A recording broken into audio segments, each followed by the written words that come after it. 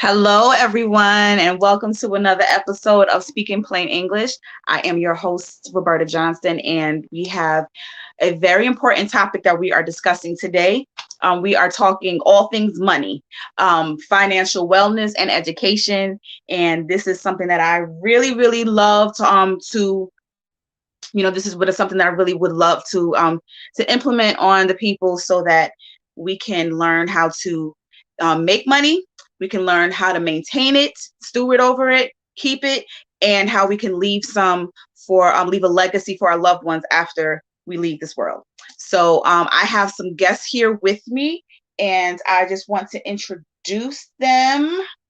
I'm going to start with my sister, whose name is Tarsha Swindell. I'm sorry, I'm multitasking. I'm doing background as well as I'm doing background work as well as Swarfer. So bear with me a second. So first of all, I want to guide everyone to those of you who know me, you know my sister. Her name is Tarsha Swindell, who is, oh my goodness, I'm sorry, y'all.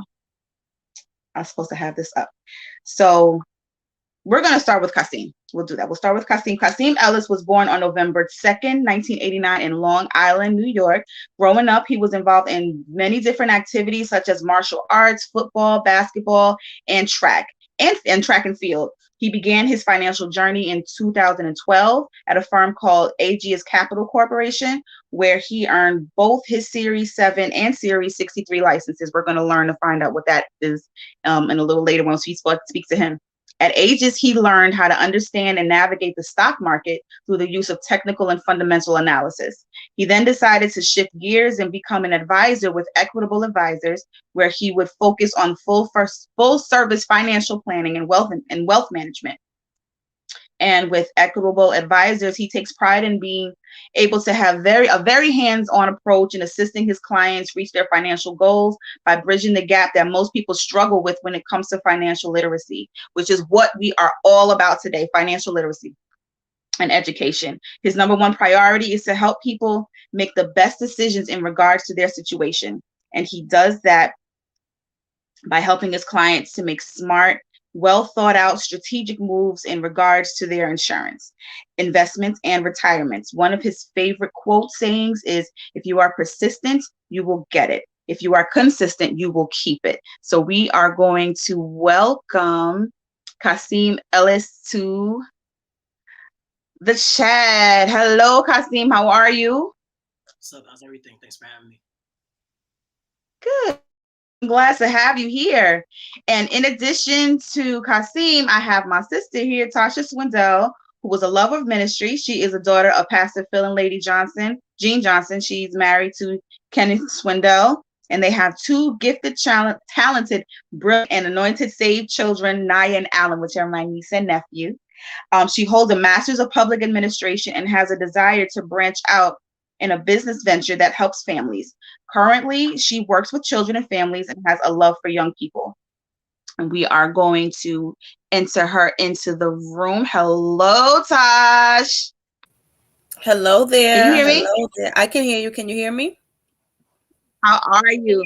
I'm good. I'm good. How are No, you sound a bit glitchy. I sound a bit glitchy. And I can't see you. There you go. There you are. Okay, are you there? I'm here. Can you hear me? Can't hear me? No, we can't hear you. Oh, brother. Not really.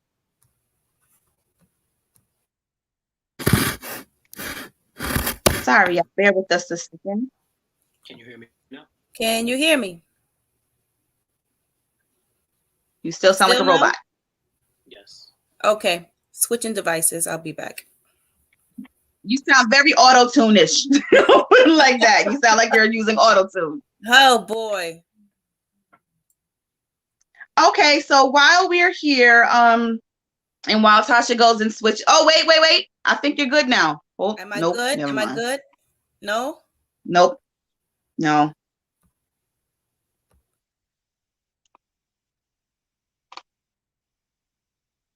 Okay, so while we wait for Tasha to get her device situated. We are going to start with, I'm going to ask Qasim to give us a little bit. I know we just did your whole bio, but I just want you to, in your words, give us a little bit about why financial wellness is such a passion for you. Or education, I'll put it like that. Cool. Can you hear me okay? You can hear me good? Yep. Can you hear me okay? Cool. Yes. Yeah, so to be honest with you, when I first got into finance, I didn't know much about it either. So I think that over my journey of kind of learning about finance, I realized that, how important it really was. And then when you start to have conversations with other people in your community and you realize that they also don't know these things as well, I think that's where my passion kind of came from. It kind of came from just realizing like, hey, like these are things that could really change all of our lives. And we're very much so in the dark about it. So at that point, when I started to understand certain things and I started to see how other people from different demographics are living, I said to myself, hey, we probably got to fix this about our own community. And it's not only just something that we probably— Now you're sounding like a robot. I sound like a robot? Oh, man. Do I sound better than me? You sounded like a robot, too, for a hot second. You were good in the beginning. And now you're frozen. You know what? The devil is busy, but he's alive. And we are going to get this together because this is, I'm telling you, this is a topic that people really, really need to hear about and to be educated in. And I'm still learning as well. So can somebody tell me, are you guys able to hear? How do I sound okay? Can y'all hear and see me okay? You sound good. Yeah, you sound fine. I'm all right? Yes. Yeah. Okay. Can you both of you on my, so I need somebody from who's watching to let me know, I guess on YouTube, if you let me know if you're able to see and hear them okay. I'm trying to get it on Facebook so I can see if there's any comments there, since I can't see those comments here, and for whatever reason it's acting up and I can't see it. Everyone is good? Yes. Okay, awesome. I'm sorry, you can continue, Qasim. Yeah, I mean, like I said, I think my main thing in kind of just going through the journey of finance was starting to understand that it's not something that's really optional for people to figure out or people to understand. It's something that needs to be implemented in life in order to be able to kind of build a legacy, in order to be able to sustain yourself. So when I heard things about like the stock market or investing and things like that, I think that growing up, we always thought that these were things that were like optional, or things that, you could delve into if you want to do it. When in reality, it's kind of like without these things, life is far more difficult. So like I said, that's kind of what became my driving passion behind wanting to like kind of spread and educate it to other people. Because I'm like, hey, like you don't have a choice. Like we all have to be on the same page when it comes to this if we want to be able to be successful and kind of build for our next generation and things like that. So that's kind of absolutely thing panned out. I agree with that 100% because even though I say everything is an option. You do have an option because you can either choose to, to be educated and get the education and accept it, or you can choose to just, not figure out, because at the end of the day, you have the option of, learning more. And that was a choice that you decided to make. So we do, I believe we do have a choice, but the better choice it would be for us to get the education that we can, that we need, understand that it's out there. Because I think a lot of us, especially us as Black people, we have a tendency to think that certain things such as the stock market and, investing is a white people thing, or at least that was something that was taught, not taught, but believed to be true as, and from generations past. But I'm really, really glad that we are, and because of that, and another topic that we're going to discuss on another day is our school systems are different. And just to touch on a little bit of that, I was born in Long Island City, and I went to school in Queens. I went to school in Long Island City, and I also went to a school in the Bronx. And then I moved upstate to Ulster County. I moved to Ulster County in 4th grade, and I found the teacher actually, I went to a predominantly white school, and the teacher that I had actually was making fun of me in front of the students, because a lot of the things that they had learned in third grade that was reviewed in the fourth grade, I was just now learning. So I didn't understand it because the standard up here is a lot different than it is in urban communities. And I have a problem with that. I have a really big problem with that. So again, that's just a preview of another topic that we're going to discuss another day. But that just goes to show we actually have the opportunity, and you don't necessarily have to go outside to get the the information we need, but it's there, it's available. And I'm just glad that we are bringing that to the forefront as well. So Qasim, thank you again for joining us. Tasha, I want you to tell us what it is that made you so passionate about wanting to educate people about finances. Thank you so much for that. And Qasim, I really enjoyed what you had to share. Boy, oh boy. One thing that, as Qasim once and Roberta stated, once you get the knowledge, you can unlearn some things, but some things that are needed, you can't say I didn't know. You can't say I never knew that. So wow, learning in my journey of financial services in these last 7 months, I just I got my license in insurance, and I'm getting my license in investments as well, Qasim. Hey, congratulations. Thank you. But it's amazing how much, and I don't say it in a derogatory statement, but in ignorance, we just don't know, because as you guys said, we have not been taught in the school system to learn finances and to learn our future with finances. All we see is right here, right now. I have $100. What I'm gonna do with it right now? But how are we as people investing in our future, investing in our children's future, our grandchildren's future, right? And the problem is with credit cards, we spit it up to the max. We spend it up to the max, and then it's like, oh, well, I bought this, I got this, how am I going to pay for it? So just teaching people how to establish credit at a young age. For college students, the first thing they do is flash. They have camps with credit card applications right outside campus. Come. And then we get locked in, we get sucked in. But how many are really teaching youth how to handle credit at a young age from the start? My desire is for people just to know how to handle money, and how to invest in your family, invest in your future.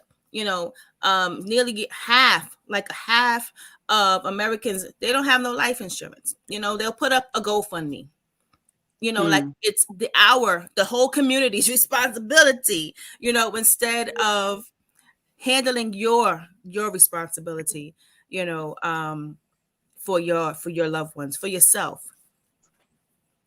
That's absolutely. And that's something that I want to try to change as much. I mean, I'm one person, but that's all it takes, for one. And I'm glad for everyone who is here.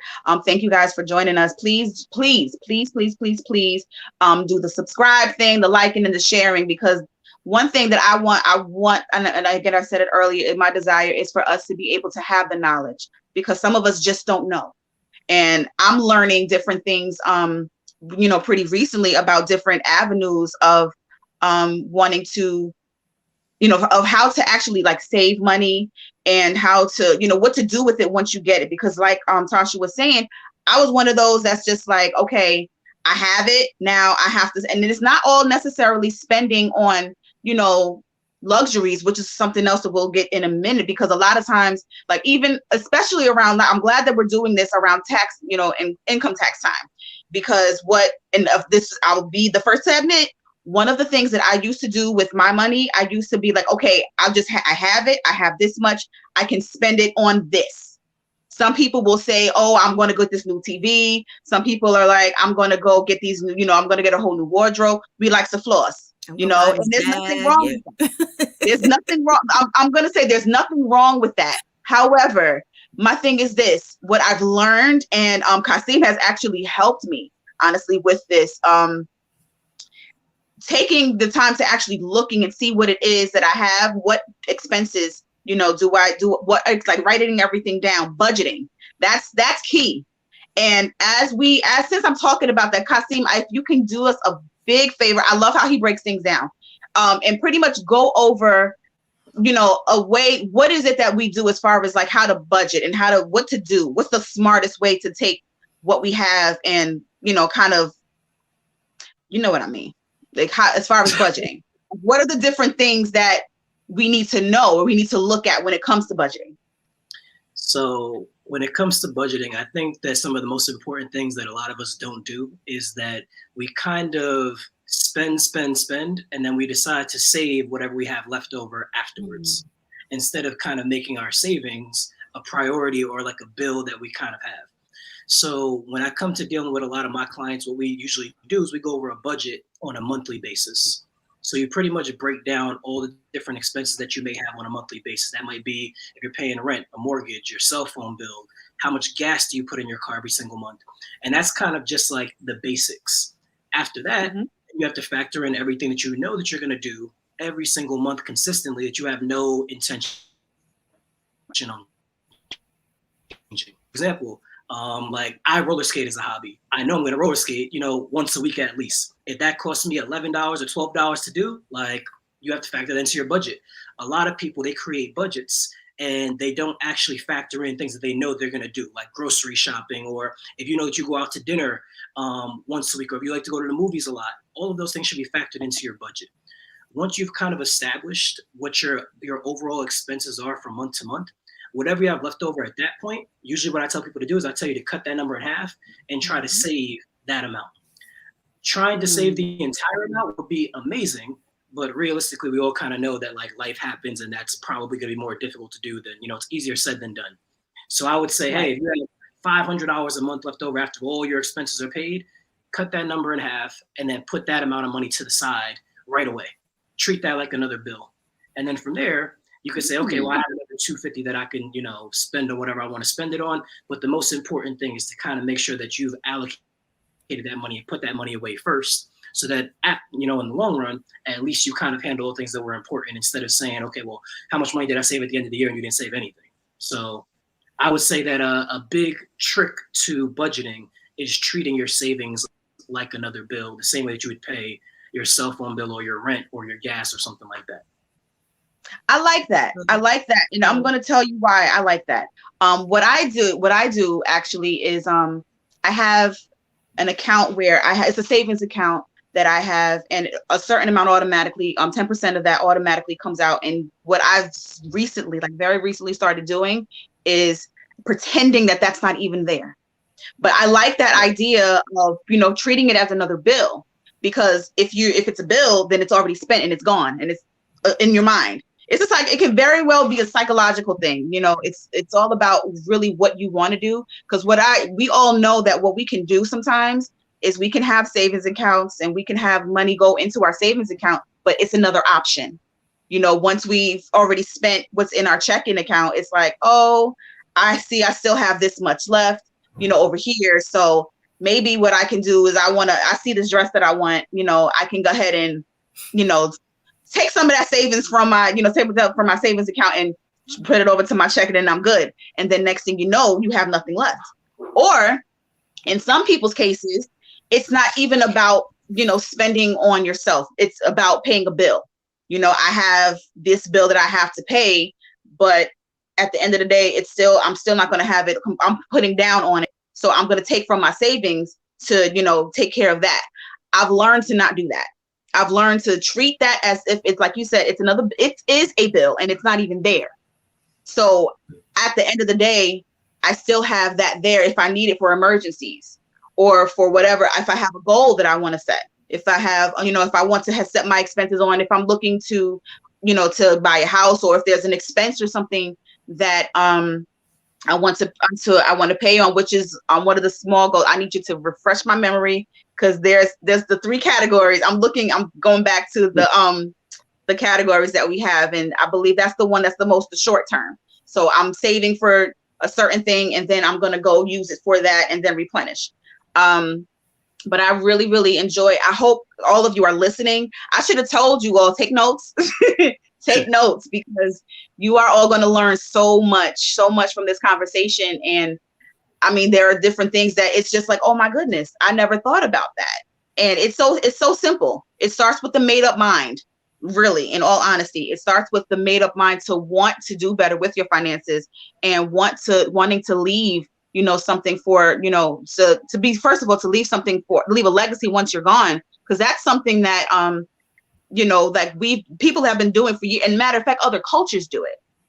Like they first of all, they start teaching their kids about financial wellness from birth, pretty much. That's right. They start from, from youth. And so I honestly feel like that's something that we need to incorporate as well. And we can't do that unless we know. If I could just share some statistics. Yes. Nearly half, as I stated, first of all, don't have life insurance, right? At all. Mm-hmm. The average American holds and carries a balance of over $7,000 in credit card debt. Right? Almost 60% of Americans have less than $1,000 in savings. Oh my goodness. How are we making it? How are we making it with less than $1,000? What happens if we have emergencies, as just was said, right? Mm-hmm. And 40% of U.S. households have less than $25,000 when it comes for them to retire. What happens after that? They usually have to go right back to work. They can't afford to stay home and enjoy retirement. You can't enjoy retirement with 25. The rent is astronomical. Mortgage, is set at a particular amount, and you still got those bills that Qasim was just sharing about, which is the basic stuff. So 25, right.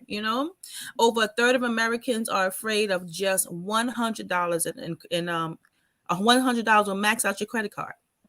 Wow. I've been there. I've been there, and I'm glad to say that I'm no longer there. Once you, like I said, once you get the knowledge, you're responsible for it. You're responsible for the knowledge you have. And then nearly 8 in 10 people are living paycheck to paycheck. We call it paycheck to Monday, because once you get the paycheck, Monday comes. Right. That's it. It's gone. So for some people, it's gone that same day. Yeah. Forget a Friday, Saturday, and Sunday. Right. I can't say I've been there too. I'm like, okay, I got paid. And then it's covering, overdraft fees and all your expenses, everything that needs to be taken care of now, and it's gone. It's like, okay. So I'm again, like, I'm I'm repeating it because I'm very excited. I'm very excited about being able to actually talk about this, and so that people are actually going to be able to get the education, and that it's one thing I want people to understand. It's not hard. It's really not hard. It's all about a made up mind. Like we keep saying, now I'm going to drill it. I'm going to drill it, because all you have to do is say, I'm going to do this no matter how much you have. And that's the thing that we have to understand, because there may be people, I was one that's like, well, I mean, I'm living above my means. And so I can't save anything. I can't, I'm always coming out in the red at the end, but it doesn't have to be that way. No matter what you have, no matter what your budget is, no matter how much you're making, no matter what your expenses are, there's always a way. My mom always says, where there's a will, there's a way. There's always a way to take what you have and make it grow. Right. And that's what I wanted to talk about. Qasim, I wanted you to give us a little bit about different ways that we can take, because you did mention, the part of the savings that you count as a bill. What can we do with that so that we can make it grow? So I guess even just to kind of like backtrack a little bit on what you said before as well, as far as the amount goes, one misconception that I do want to kind of break down when it comes to investing is that there is no particular dollar amount that you need to start. There are a lot of mutual funds. There's a lot of index funds. And those are obviously things that, like, if you sit down with a professional and you speak about, they can explain it to you more in detail. But there are investments out there that if you could put $20 a month into them. And then over time, that'll grow for you. So I think a misconception that you need to kind of like have this lump sum of money, and then you take this lump sum of money and that's what you have to use to invest. Where realistically, it's probably just way easier to just invest over time. You can literally use different investment vehicles as like your savings account. So instead of putting the money in the bank and the savings account where you're not going to earn any interest on it at all, you can take that savings and put it into an index fund or a mutual fund, and at least while the money's sitting there doing nothing, it'll be growing for you, right? So Exactly. that's Exactly. a huge that I think a lot of people miss out on. So hope that answers the question. Yes, definitely. And so what are, Tasha, either one of you can answer this. What are some different ways that, and can you just give us a little bit of what your knowledge is about different types of ways that you can do that? You know, like you take your $20, and you already mentioned like mutual funds, but what other options are there? There's 401k plans, annuities, you know, as Qasim said, you know, managed investments. You can have your investments managed, and as he already stated, it doesn't have to be a whole lot of money. You know, most people for most companies for 401ks, they match what you have. That's on the job, but you can also have your own private 401k. You know. Mm-hmm. And what other, I noticed, so how does that work actually? If you can go over a little bit of what exactly a 401k is and how that works. So a 401k is basically a retirement plan that is issued through your employer. So essentially what that means is that every single time you get paid, they will automatically pull money from your paycheck and have it deposited into an account that will get invested. And like Tarsha said, there are situations where they'll actually match the contribution that you're putting in as well, which helps your money to grow even faster. The most important thing with all of this is you really don't want to overcomplicate finance. It's really not like, you don't have to try to find, you know, the next Apple or the next Google, or you don't have to reinvent the wheel. You can literally just put it away in a place where things are going to be consistent over a long period of time. The most important thing is to be consistent. That's it. We all know, for the most part, the companies that will be around, you know, 30 to 50 years from now. We all wear things like Nike, and we know Amazon is going to be around, and Apple. So if you invest in mutual funds that have these things in them, the chances of you making money significantly go up, because you know these companies are going to continue to grow. So it's not about us saying, oh, well, we know, you know, cryptocurrency or, you know, marijuana companies. Like I have a lot of clients that come to me and ask me about things that are like innovative and breaking edge. And it's like, it's okay to invest in those things as well, but it really shouldn't be your foundation. Those are kind of the things where you can kind of like put some money here and there when you're ready to take a risk.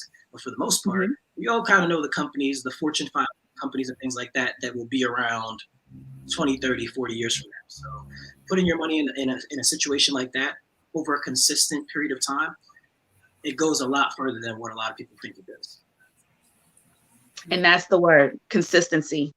And just like, it's a theme that we've been talking about for like, as long as you have that made up mind, because that's where everything starts, because you can easily decide, I'm going to do this, I'm going to do this, I'm going to do this, and then go be great towards it. But then as soon as, you know, something comes up or you have an unexpected expense, it's like, okay, you're going right back to where you started. And then you forget, you know, that snowballs into you having to start all over. So that's what are some ways that you think that, and this is for either one of you, that you think that we can, you know, try to stay consistent, because sometimes some people are just, you know, they're not able to, when it comes to, you know, like hard times come and then they kind of panic. So what is something that you guys think that will help? I'll say like that will help a person stay consistent. You have to know your why. Your why is so important, you know, because if you just say, I'm saving money for a rainy day could be in 5 minutes, you know, but what is your why? What is the reason? Are you saving for, you know, your grandchildren who are not here yet? You know, are you saving for your children? Are you saving for a particular expense? You have to know what your why is in order to be consistent, because we can be fickle. You know, we can put money aside and say, oh, I need this for this. Oh, I want to get this. Oh, that looks nice. Consistency and mindset, as what was stated so far, is key in order for us to be consistent to saving. I'm trying to think of another word. Consistent to saving money, and also put it somewhere where you can't touch it. You know, where you're not able to just go in do withdrawals. Lock it away somewhere where you can have access to it. That's and a good it can idea. continue to grow. That's a good idea, Qasim. Any feedback? She pretty much hit the nail on the head. I mean, I think the only thing that I would add to that is that, get somebody to be an accountability partner. Oh, You know yeah. what I mean? A lot of us, we want to do certain things, but then we can't stick to them because of just discipline. So even if that means hiring a financial advisor, or if you don't want to hire a financial advisor, do it with a friend. You and a friend, maybe you guys, maybe somebody, obviously has to be somebody you really, really trust. But let's say I'm going to send you my $20 every single month, and you're going to put it in the account for me, or set up something that's going to make it systematic, so it automatically drafts from my bank account every month. You know what I mean? Like, have somebody that's going to check in to make sure that you're doing what you're supposed to be doing. So that's good. Consistency. There's a saying that we like, have you ever been on a trip? Have you ever taken a road trip to somewhere you've never been without a GPS? And, some people are daring. Some people do. Some people, like me, no, because I want to know what my destination is, and I want to be able to get there. I don't want to have to do a whole lot of detours. I want a straight roadmap to take me where it is I need to go. And that's how it is with finances. You need someone to be able to set you on a pathway, tell you, okay, you need to put this much down, this much. Oh, you got this much saved. Okay, great. Keep you informed of your destination financially. Yes. That's good. That's real good. Because again, sometimes we can't trust ourselves. And you have to be honest with yourself. You have to be honest with yourself. If you're somebody who just loves, to spend, and you have a tendency to do that, one, you have to make sure that you, that's exactly that. If you need more discipline, and if you need help with that, then there's nothing wrong with going to get it. There's nothing wrong with admitting, okay, I have a problem here and I need some help. That goes for everything. I'm from Spenders Anonymous. I need help. I'm telling you, that's I'm a spendaholic. I'm here. I need help. Yes, there's nothing wrong with it. Hi, Tarsha. You know how they do. So I mean, and it's so important for us to because at the end of it's important for us to have the desire to get a hold of our finances, because just like Qasim said earlier, and what we've been saying, I mean, we have to live. Absolutely. And in order for us to live, we have to be smart with our money, and we have to we have to know that we absolutely can. One thing that I've noticed and that has bothered me as far as like how we spend our money is we like to floss, and we like to show off. We think that name brand showing, having name brand stuff and using our money. Like, one thing that boggles me is you live in the projects, but you have an expensive car. How does that make sense?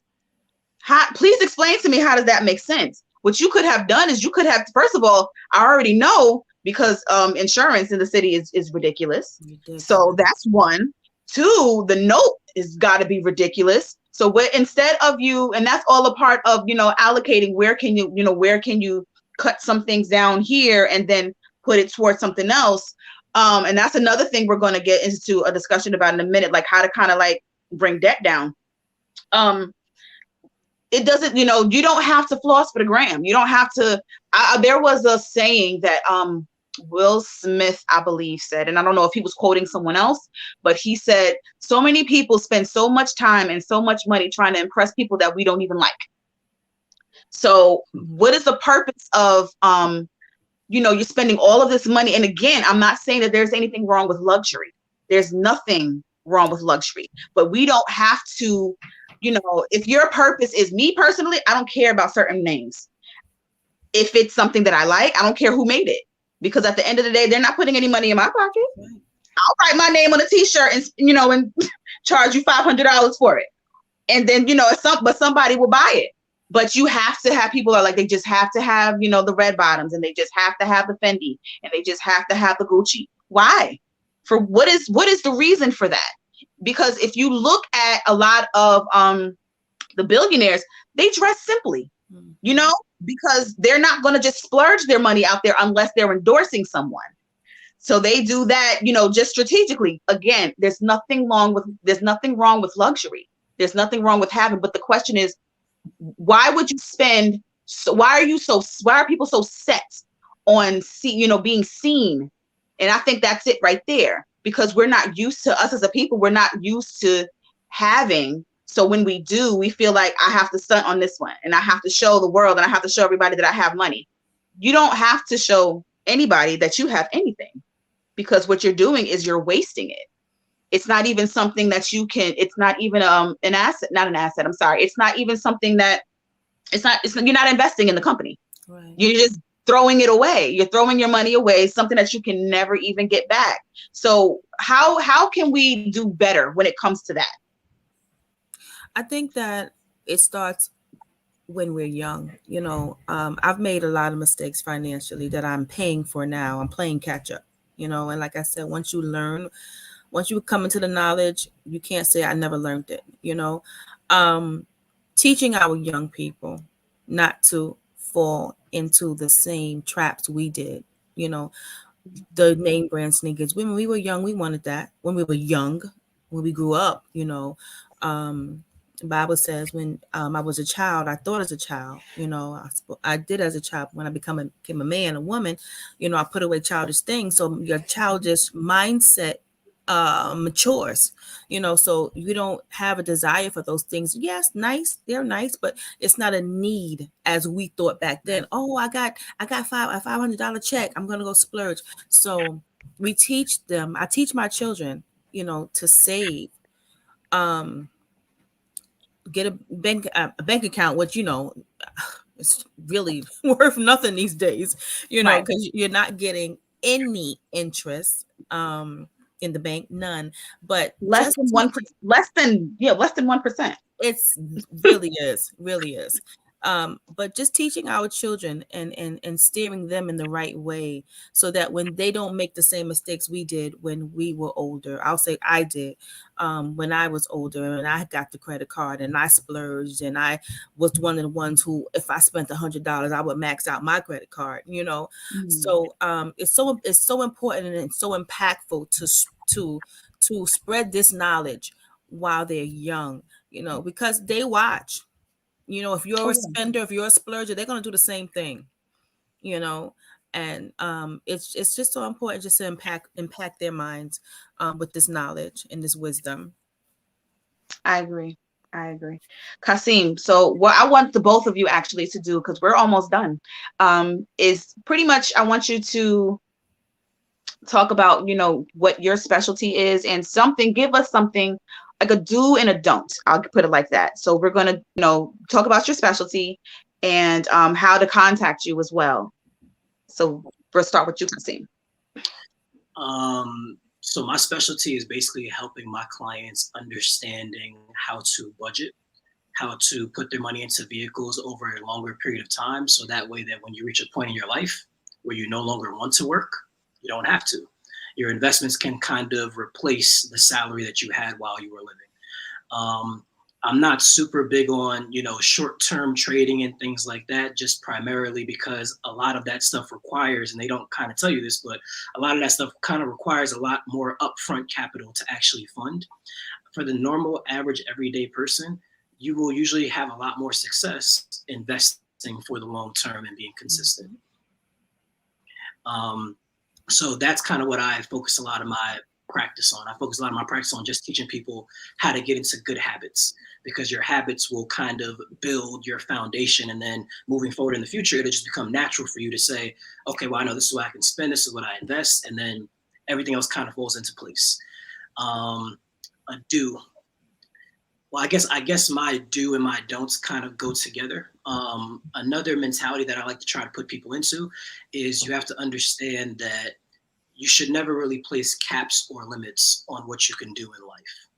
And I guess the best way that I can kind of relate that to this entire conversation would be, we speak a lot about like buying different things, or, you know, wanting luxury things and things like that. And like you said, it's okay to want luxury things, but you should be also aware that you can push your income potential by keeping your mind open.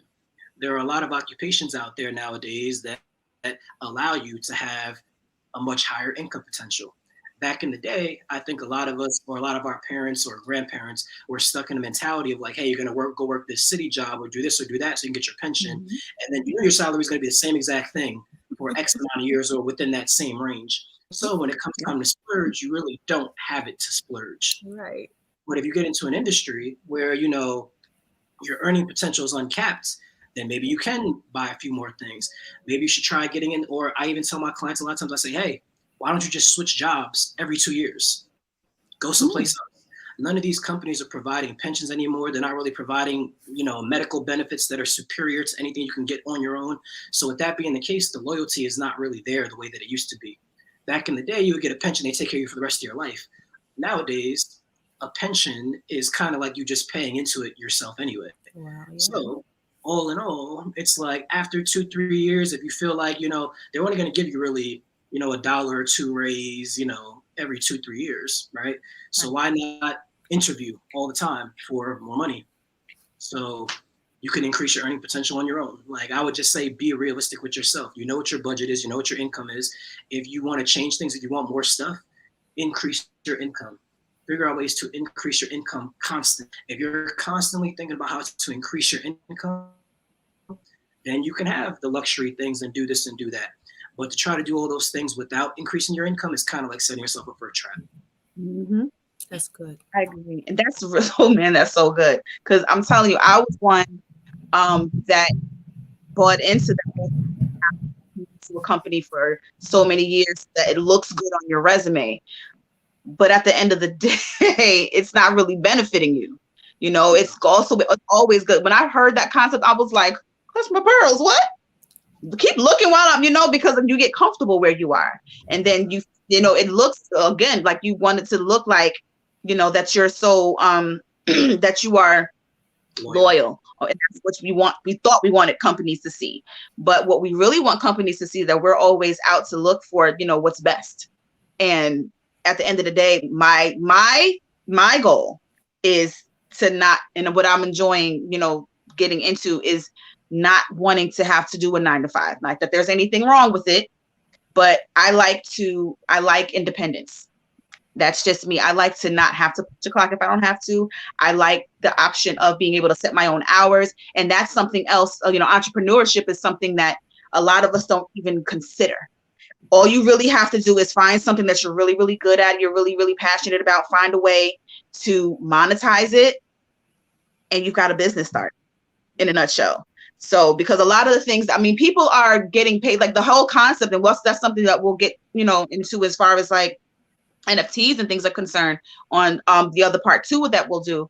The concepts of that pretty much is taking something that, you know, like somebody can draw something, or somebody can take a photo of something, or, you know, they like graphics, you know, do web graphics and things like that. And if it's so special to somebody can give you money for that. It's a service, you know, so anything that you're good at, you can make money with. Anything that you're passionate about, people get money for speaking, you know?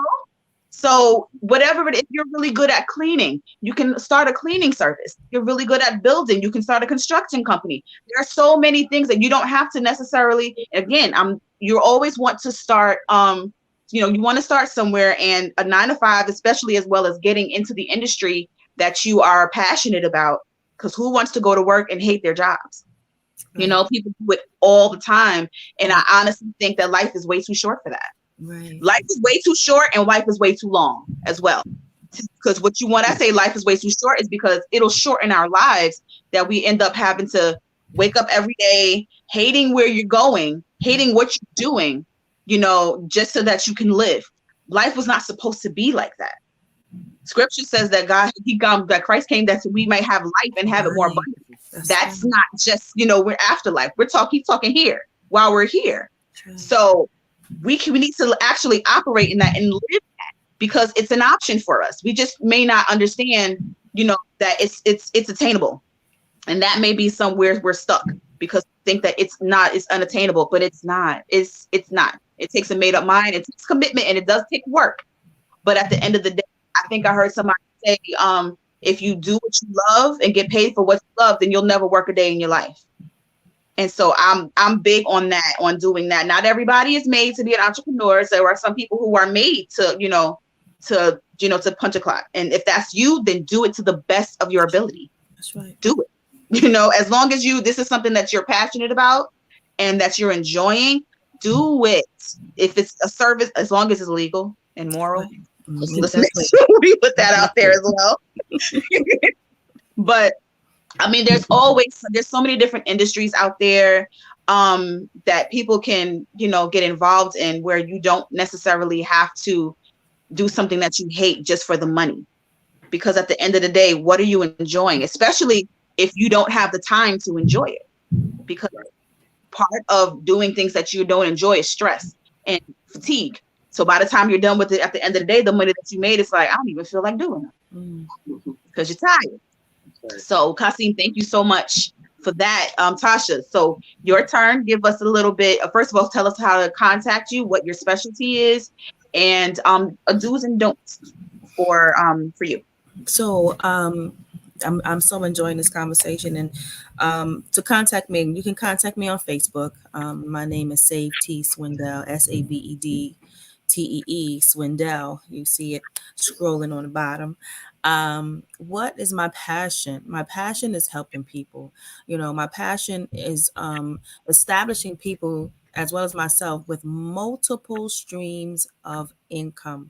We talked about the whole job spiel, and I speak to my husband often, and we have things that we're trying to acquire, and it's not going to be done with just a job.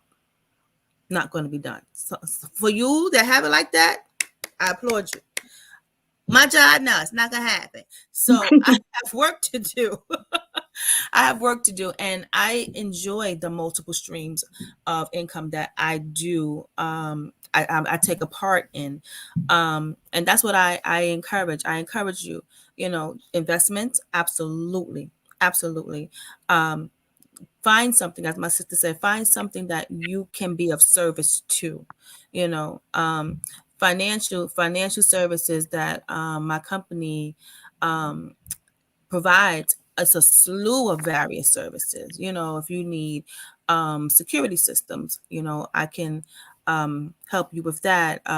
Insurance is really, I'm big on insurance now. Because of the reason it's needed. It's income protection, because in the event someone passes away in the family, the one who was the breadwinner or a co-breadwinner, that income is now gone, no longer here, and that insurance policy will take the place of that person. Never forget the person, of course, but will take the place of the income that was provided by that person, and where you can still be effective here on earth, while they're resting in peace, you're struggling here on earth, and you don't want to have to struggle. You're already in bereavement, and now you're struggling as well. Not a good combination. So like I'm big on life insurance. Enough of us don't take it serious. It is serious. We're living in serious times. Tomorrow's not promised to us, so get your policies. You want something that's more than just for a funeral service. You have children, if you have a mortgage, you want to keep that mortgage going. You don't want to get a house and lose the house. So that insurance policy will help with that as well. So I'm really big on that. God dropped in my spirit a couple of days ago, life. I gave it to you. What are you doing with it?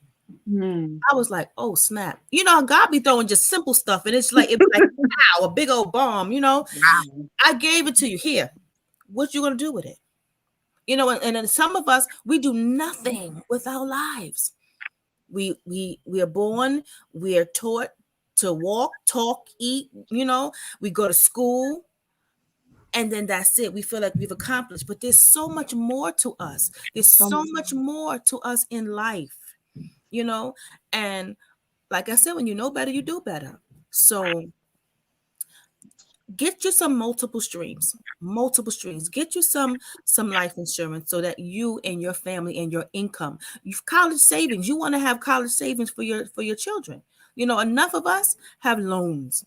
And what is that? More debt. Yep. More debt. You know, I have a loan sitting on top of my head. You know, that's why I have me an investment. Yes, I do. I have investments. You know, and one day I'm gonna be able to just wipe it. I hope they forgive it. God, please let them forgive it. But one day I'll be able to just say, here's a check, boom. We want to be able to take care of our financial responsibilities. Absolutely. And we don't want years and years and interest and interest and interest and interest to accumulate, and then we're further in debt. You know, so that's my input on what I do, my passion, and how to help. Reach out to me. You can contact me. You see my contact information scrolling across on the banner, and I'm happy to be of service to you. Awesome. Thank you both so much for taking the time to be here and to share your knowledge with us. I really appreciate that. I was so engulfed in the conversation, I didn't get to, to acknowledge any of the comments that we have here as well on Facebook. Hey, Tawana, my cousin Tawana is here. She's also excellent with money as well, y'all. Yeah. Seriously, I may have to get her on part 2. But she's saying that she is loving this conversation. I see Christina on here, my sister Christina. Hey, she says great conversation. Carlene she said that she likes that. I forgot what it was that she said she liked. But she also said that Carlene says that she attended a Clubhouse conversation with a millionaire, and he said to become rich is simple. Multiple streams of income, including investments. And another thing that Carlene said is that sometimes people are comfortable where we are, and as far as like being in the projects, housing is based on your income, so they make it simple for however you're not making a lot, they still, it's supposed to be made to be an assistance. It's not supposed to be a lifetime thing if you can take care if you can. So I want to know what it was that she said. I've never heard of anything. Oh, I believe when Qasim was talking about working a job and then continuing to still look for different ones. That was my mom that's here. She said that she's never heard of anything like that. And it's not something that a lot of people think about or have heard. And this is like, wow, really? So it's enlightenment from a lot of people. And I'm just glad that we're here. My mom says, she absolutely enjoyed this. I'm so glad you guys did. Please do us a favor. And I want, again, you see their Cash Apps, you see their information on the bottom of the screen. I ask that if there is anything that, that you have heard today that interests you or that intrigued you, what I would love for you to do is to contact them, reach out to them via Facebook or Instagram, bless their Cash Apps. If you need their information, again, you can reach out and I'll get that information to you, or you can reach out to them and they'll get that information to you. Again, Ms. Destiny said this was very educational. I'm glad we did it. I'm so glad we did this. So again, I forgot to put mine. So if anybody would like to be a blessing to my company, which is DOYH Marketing, this is what we do here. I'm so glad we're discussing things like this. I do marketing. I do, I'm a virtual assistant. I do a lot. I do a lot. But a lot of the things that we do, all of us do, takes money. So if you decide that you just want to drop something here, just because, no problem. I'll accept it and I'll use it towards, doing things such as this. I do pay for this subscription. So things like this, and, just wanting to have conversations about things that not a lot of people talk about. That's why we're here. That's why I call it Speaking Plain English. So can I just add one thing, Roberta, before we go, because I know we got a couple seconds. Tithing. Absolutely. Everything you pay your tithes. There's a promise when you pay your tithes. There's a promise. God said he would open up the windows of heaven and pour you out a blessing that you will not have room enough to receive. You think what you receive in investments, God will blow your mind. So anything that you get, I know I pay every time I receive, I get paid on a daily basis on my part-time job. When I do my insurance policies, they pay me Monday through Friday every day. So, most of us have to wait 2 weeks, a week. I get paid every day. And boom, I have to add that to my tithes. I add that to my tithes. So pay your tithes. I just want to just pay your tithes, everybody. Pay your tithes. Yes. God first. I've been a witness to that, honestly. And thank you for bringing that out there, because that was, how did I forget, Lord? Sorry, my bad. So, and then sow it into a place of, and we're going to get into sow it somewhere where it's good ground. I'll just put it like that. But again, thank you all for joining us. Thank you both for joining us. Thank you all for watching. I want you guys to stay for the outro because I'm very proud of this. My daughter did the introduction as well as the outro, and I'm very, very excited for y'all to watch. Okay, again, until next time, have a good one.